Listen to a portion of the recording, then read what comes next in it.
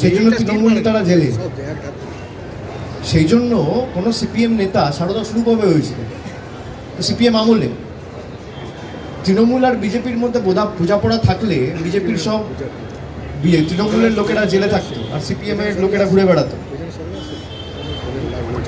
আজকে যাদের বাড়ি রেড করা হয়েছে সিপিএম এর কটা নেতাকে ডাকা হয়েছে? আমি রেড ছেড়ে দিলাম, অ্যারেস্ট ছেড়ে দিলাম, সামান পাঠানো হয়েছে। সুদীপ্ত সেন লিখিত অভিযোগ করেছে অদিত চৌধুরীর বিরুদ্ধে, ডাকা হয়েছে। ট্রোজান হর্সটা কে? আমি তো সেই কারণেই জিজ্ঞেস করছি।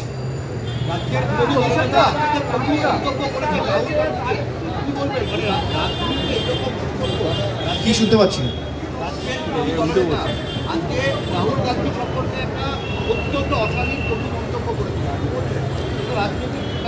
তার রুচির পরিচয়, বাংলার যে পরিবেশ সেটা কুলসিত করার যে প্রচেষ্টা, মানুষ দেখুক তাদের কি আপব্রিঙ্গিং, এবং মেদিনীপুরের যে কৃষ্টি সংস্কৃতি, বাংলার যে ঐতিহ্য, যে মাটিকে আমরা আন্দোলনের এবং সংস্কৃতির পীঠস্থান হিসেবে জানি, সেই মাটি থেকে একজন জনপ্রতিনিধি কি মন্তব্য করছেন মানুষ দেখুক।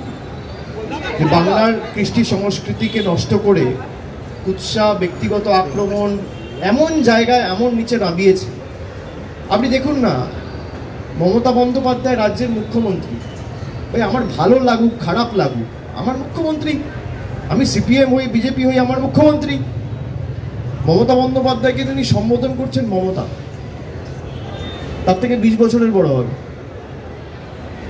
আমরা তো বিজেপির বিরুদ্ধে এতদিন ধরে লড়াই করেছি, কোনোদিন আমরা বলেছি বিজেপির প্রধানমন্ত্রী? কোনোদিন আমরা বলেছি নরেন্দ্র? বলার আগে জিভ খসে পড়ে যাওয়া ভালো। এটাই তো বাংলার কৃষ্টি। আরে দেশের প্রধানমন্ত্রী, সে তৃণমূলেরও প্রধানমন্ত্রী, বিজেপিরও প্রধানমন্ত্রী, আমারও প্রধানমন্ত্রী, বিজেপি নেতারও প্রধানমন্ত্রী। আমরা মোদী সরকার বলতে পারবো। আমরা কোনোদিন প্রথম নামে প্রধানমন্ত্রীকে সম্বোধন করেছি? আপনি একটা দেখান, আমি রাজনীতি ছেড়ে দেবো। বাংলার বিরোধী দল নেতা আর বিজেপির নেতা বাংলার মুখ্যমন্ত্রীকে, যাকে 2.5 কোটি মানুষ ভোট দিয়ে নির্বাচিত করে মুখ্যমন্ত্রী করেছেন, তিনি ভুলে যাচ্ছেন তিনি বিজেপিরও মুখ্যমন্ত্রী, তিনি তৃণমূলেরও মুখ্যমন্ত্রী, তিনি সিপিএমেরও মুখ্যমন্ত্রী। তাকে আপনি সম্বোধন করছেন মমতা।